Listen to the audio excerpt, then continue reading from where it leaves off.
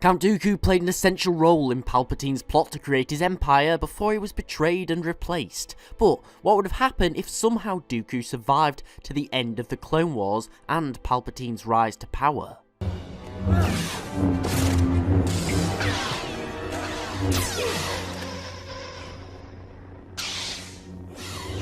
Good, Anakin, good.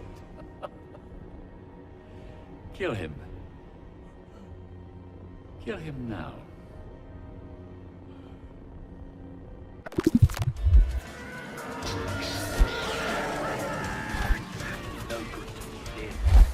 Granted, this theory is fairly unrealistic because Dooku does after all get his head cut off, but for the sake of the theory, we're going to say somehow Dooku manages to survive the confrontation with Skywalker, however Palpatine believes him to be dead. This is essential as without Dooku's death, it's highly unlikely Palpatine would ever attempt to take power. So we'll say Dooku survives, and whilst he recovers, everything else happens. Grievous is killed, Order 66, Separatist leadership's wiped out, and most importantly, Palpatine becomes Emperor. So what does Dooku do? Well, his droid army is more or less wiped out, and his allies in the CIS begrudgingly have to join the Empire under threat of imminent destruction under the Imperial War Machine. And realistically, he's no match for Vader or Palpatine, especially if we assume he's injured.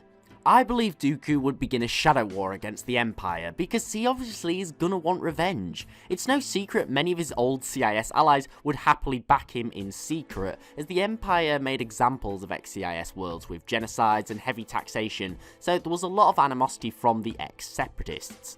It's incredibly probable he'd construct some sort of resistance movement of his own, likely in the Outer Rim, where he could avoid detection from the Empire, as they don't have much of a foothold out there, especially in their early years. And although Sidious is incredibly powerful, I feel like if anybody would be able to avoid his detection, then his old apprentice would be able to. But who is really going to want to support a washed up Sith? As I said, ex-separatists may want to lend a hand, but they really weren't in a position to. Firstly, because the Empire had them under strict observation, because they really didn't want any insurgencies, and also because they were paying huge reparations for the Clone Wars to the Empire, so they really didn't have that much to give. Well, Dooku appeals to a very large demographic that Palpatine and the Empire doesn't. Non-humans. As I mentioned in the previous video I did about if the Empire actually hated non-humans, there was a considerable anti-alien vibe being passed around the galaxy. In fact, Dooku's rise to power with the CIS was largely due to this, with many bigoted humans in the Senate calling him a traitor to his own species when he was vouching for the Separatists. But Dooku is a very accomplished diplomat if nothing else, and I believe that he would find many aliens would rush to his cause as the Empire began its tyrannical reign, which largely singled them out. It's incredibly likely Dooku would become the head of a resistance movement long before the Rebel Alliance was properly established, and eventually he'd have to reveal himself. So, we'll say that out of nowhere, Dooku returns after gathering a mass amount of support in the shadows from non-humans around the galaxy, with a message to fight back against the oppressive Empire.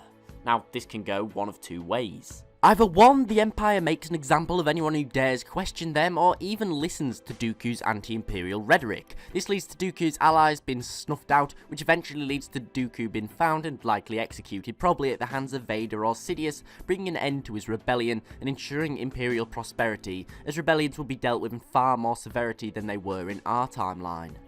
Or 2, resistance groups begin to form far quicker than they did in the actual timeline, largely made up of aliens who seek to end the Empire's considerably speciesist agenda.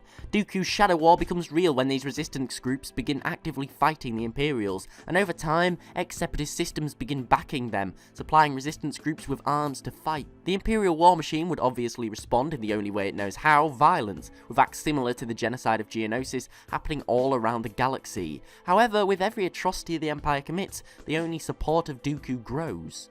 Eventually, I believe this would lead to the Empire rapidly losing territory, and would not end until either Sidious or Dooku were dead. If Sidious wins, he would cement his role as Emperor, and strike with vengeance against those who fought him in a genocidal scourge of the galaxy. However, if Dooku won, it's likely he'd return the government to a more democratic society, as I don't believe he had much ambition to rule.